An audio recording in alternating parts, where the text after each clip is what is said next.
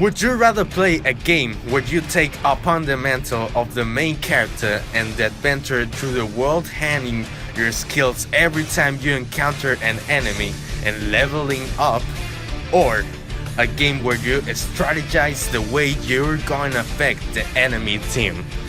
Hello everyone, welcome back to our weekly podcast where we discuss the most controversial topics about gaming. Welcome to Game Informer! Today's topic is one of the most requested by you: shooters versus RPG. So, we have 4 special guests to discuss it. In the shooter side, we have Samuel Sinowi and Daniel Garcia. And in the RPG side, we have Mario Cristiani and Diego Magdaleno.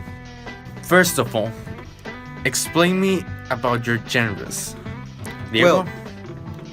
Well, by definition, an RPG, which means role-playing game, is a genre of video games where the gamer controls the main character or characters that undertakes a certain quest in an imaginary world. But defining an RPG is actually hard due to the amount of hybrids of this genre that have some RPG elements.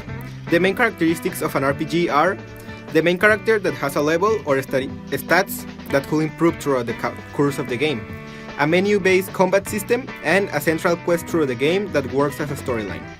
Modern and hybrid RPGs not necessarily have all of the elements, but usually feature one or two of them. There are action RPGs, strategy RPGs, adventure RPGs, online RPGs, among others. Thanks, Diego. Now, Samuel, can you explain us about the shooters? Well, the shooter games are a subgenre of the action games, which often test the player's speed and reaction time. A common resource found in many shooter games are obviously guns and ammunition.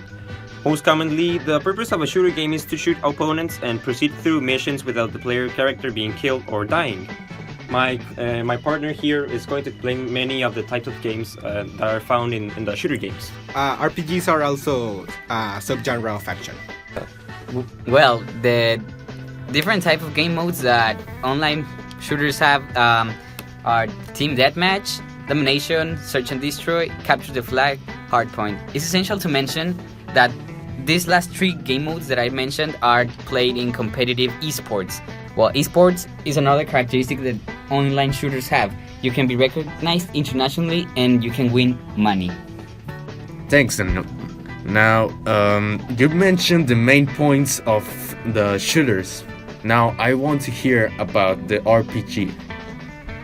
Well, the RPG most that it has is how it gives you a wide range of characters to interact with. It has a larger variety of difficulty levels. At the pace that you start to progress, the objects, abilities, and etc. Tend to upgrade themselves and give you better rewards. They tend to be extensive in their story and possess many sequels or continuations. Also, most of the time, the games are most preferred by the customers, and its general content for the enduring and pleasing experience they give them. Thanks, Mary. Now let's talk about the flaws, about the genres. Daniel and Samuel, what can you say about the RPG's flaws? Well, one of RPG's flaws is RPGs are based on one-player modes. Like, I think many of all of them are one player. Like, you cannot play multiplayer or with your friends. That is like essential to me. And another one might be that when you finish the actual game, the RPG, you finish the game and there's no like a after game or an after activity to make in order to stay or be playing or Continue playing. Yeah, continue playing the game. And it might be very boring, and your $60 that you spend in the game might be like kind of not wasted, but in a matter of useless in a matter of time. Well, another thing that I find like very kind of boring is be grinding and farming to get better things. Like, I think that's it's because when you start with nothing, like shooters of course, but sometimes grinding and farming it gets larger time, like repetitive or something. You spend more time. Yeah, you spend more time in RPGs and shooters. I guess that's it from our. Yeah, that's right. Now let's hear about the flaws of shooters. Okay, one of the flaws could be most of the time a necessity for a Wi-Fi connection if it's not like a local play in many consoles. Other one could be like the lack of evolution in the game, being very repetitive in many of the plays. So yeah, that can be one of them. They also have a lack of storytelling. Not almost no shooter has a good story, and they tend to have a pay-to-win system. Also, they tend to copy each other and be like in I don't know, in many popular games they tend to copy each other in many of the traits. An example could be Overwatch. Like Team Fortress 2, right? Also Team Fortress 2. Yeah, Overwatch, like it's a copy of Team Fortress 2, and Paladins is a copy of Overwatch. Makes kind of sense. All right, good points, mate. Now let's talk about awards that the games of the genres have won. Well, to start, in the last 4 years, 3 of the Game of the Year have been RPGs. In 2017, we had the RPG adventure hybrid The Legend of Zelda Breath of the Wild. In 2015, The Witcher 3 won, and in 2014, Dragon Age Inquisition won. In 2011, we also had Skyrim. In 2010, Mass Effect 2. And those were only the winners, not the nominated RPGs like Persona 5, Dark Souls series, and the Horizon Zero Dawn, among others. Pretty interesting. Now let's hear about the shooters. Well, in shooter games, we have PUBG that last year won the best multiplayer game. Also, Overwatch won the best esports game and also won another award that is the best ongoing game in 2017. And in 2007, BioShock won the best FPS shooter game.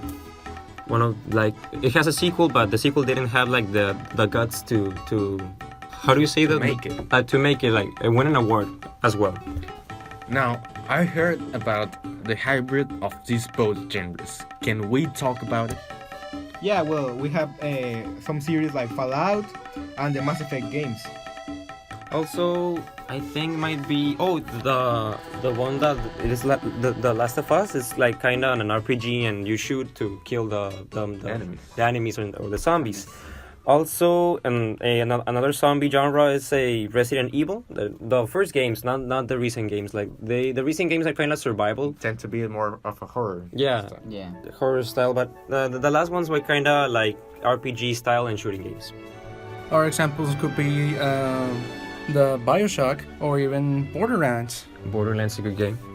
Yeah, another one, it could be Destiny. This game was, at first it was a very received game by the people, and The Division, this game actually is played by people, Kinda I good. think. Yeah, it was kind of good at the beginning, but then it became like kind of boring. To finish our podcast, let's make our final statements. Let's start with Diego. Okay, well, even if I like RPGs a little bit more, I think both genres have their pros and their cons. Shooters are, I think, more enjoyable with friends, and RPGs are better for playing solo. Yeah, it's kind of true. Mario. Well, I kind of share the same opinion as him. So, yeah, I think I could give a try to shooters, even though my main preference would be RPGs. Even though a good introduction to shooters, if you don't want to go directly to them, will be any of the hybrids that we previously mentioned. All right, Samuel, you want to give an opinion? I guess so. It might be like kind of the same opinion. Like the main fight or the main debate that we have here is which is one that's better, right? I think both of them are pretty awesome. So I think the both genres, if combined, it can make a masterpiece of a game. It's pretty enjoyable, right? What about you, Daniel? What do you think? Well, for me, RPGs are my game style. I have always played shooters. I think that's a point that I don't like. RPGs are my style, but in general, It's all about preferences. It's like if you play RPGs, you like story modes and you like single player mode, and shooters is like play with your friends, do whatever you want. Shooters, yeah. All right. You guys made pretty good statements. Thank you for your attention, and we'll see you in the next time. Thanks. Thank you very much. Peace. Peace.